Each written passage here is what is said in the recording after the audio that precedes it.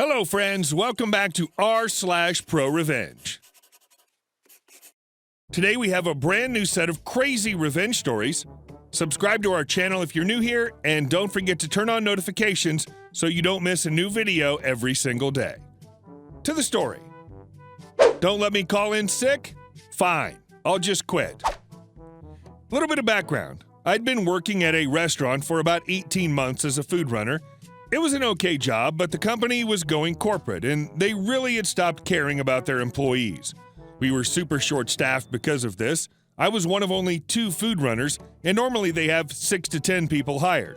And I was considering quitting too because I was tired of being mistreated. One week in October, I got really sick. I had a low fever, was congested, had passed out earlier, and had double pink eye. That week, I was scheduled to work Tuesday, Friday, and Saturday. Legally, you can't handle food when you have pink eye, so I called out of work on Tuesday.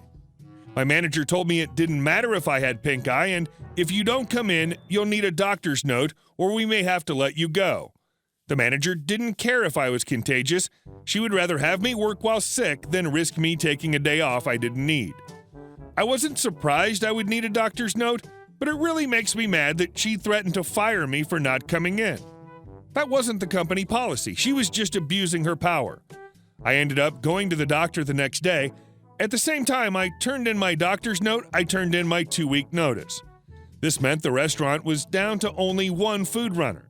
To be honest, I probably would have kept working there if my manager wouldn't have threatened to fire me for calling in sick. A few weeks later, a friend told me they still hadn't been able to hire someone new, which made quitting so much more satisfying. And our second story.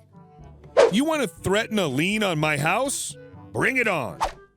This story begins almost a year ago. I received a call from an unknown number on my cell phone.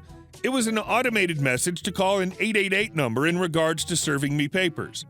I knew right away this may have been a collection agency, Googled the number, and confirmed it. Now I have to disclose, I did have identity theft almost 20 years ago. To this day, I occasionally get calls from collection agencies trying to collect on some debt from 20-plus years ago that was cleared. Now, most of the time when I get these calls, I ask for their address to send in a dispute letter, including the accompanying data for proof that I had identity theft. Granted, they should not be calling me, but they apologize and I don't get another call. Plus, they usually mail me back and say they closed the account. Well, I go to call this person, and I've got to say the call was interesting. The woman answered, and I gave her my information. She started rattling off a debt that was back in 1995. I let her finish, and I told her that I had no knowledge and there was identity theft. And as soon as I said that, she freaked out. She kept saying she knew the debt was mine and I'm going to pay. I kept telling her that I wanted to mail a letter, but she flat out refused. When I told her I knew my rights, she said that I had the right to pay the debt. Then she said that she's going to put a lien on my huge, pretty house, her words, and she was describing the house to the letter. She also said she's going to put a lien on my Lexus that she sees in the driveway, and she said that my gate in the front won't stop the repossession. She then hung up. Now I knew better. All she did was get my info from public records and then saw my house on Google Street View. My guess is that she tried to push this intimidation on other people that know better. So far, it appeared to be a very disreputable company. I also had phone recordings when I called in, and they were legal as I asked her if the phone calls could be recorded for quality control purposes. She said, of course, and I said, thank you. I'll take that as my consent.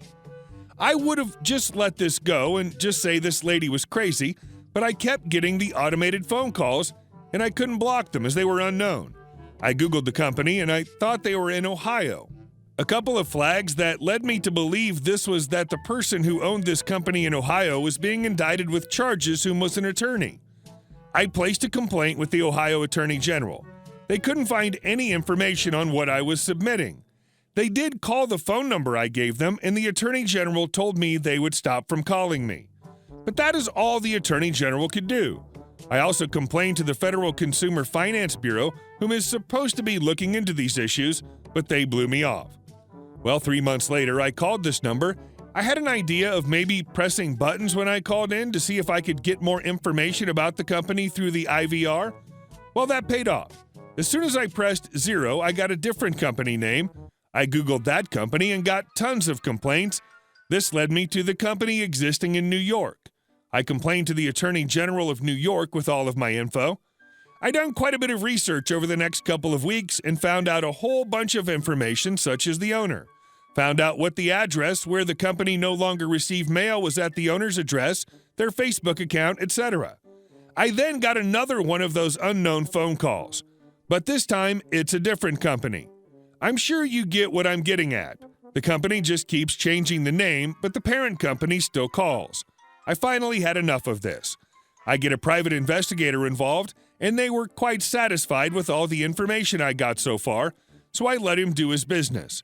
Well, he calls me back saying that this company isn't even registered, and it's ran by this one lady. I find out the rude lady whom I'm talking to is the supposed owner, but not running a legitimate business. I get a process server to file a claim in New York.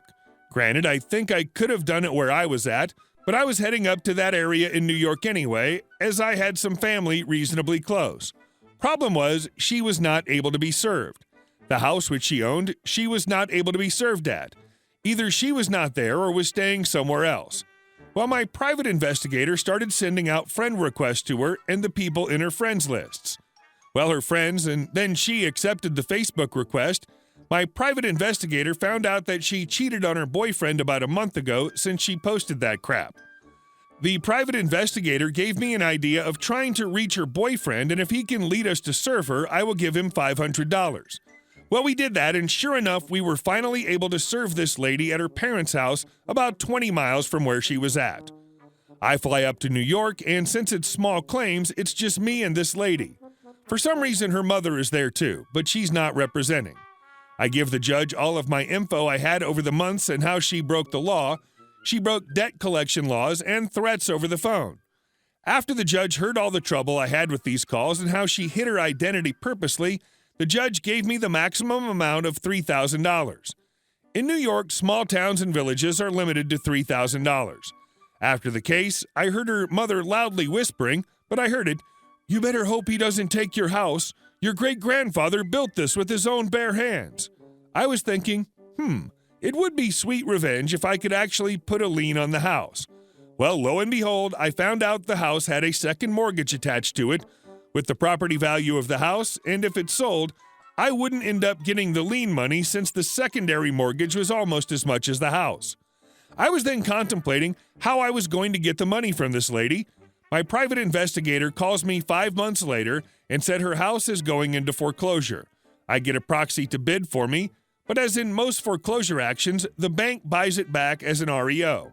I decided to send in a lowball offer to buy the house a couple of months later. The bank accepted my offer.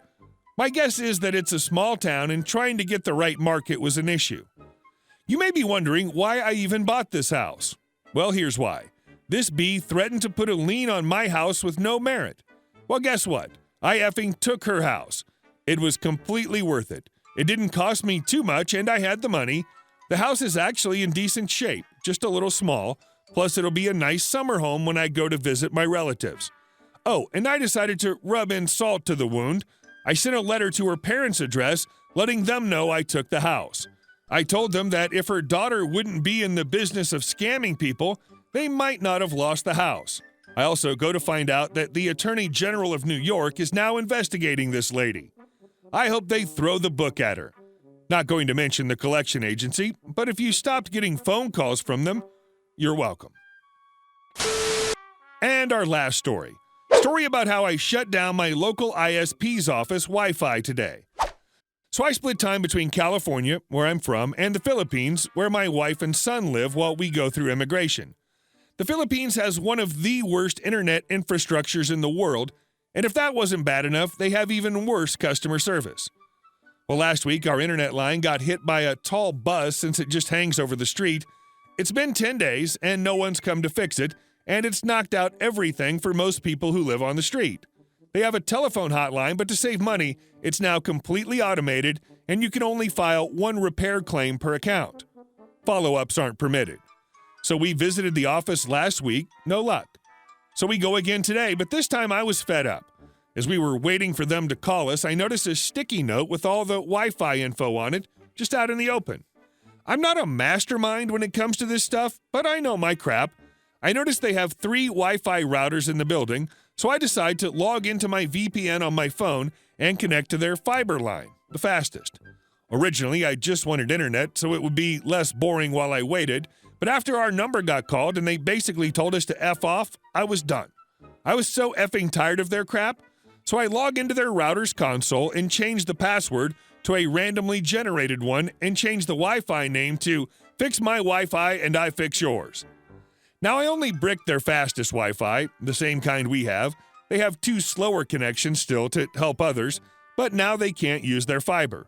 It's a small thing, but I watched them all scratch their heads and switch to the slower connection as I walked out. Anyway, we just got a call and we have a repairman on the way. Once he fixes our line, I'll go restore their settings. Hey guys, thank you all for watching the video. I'll see you in the next one.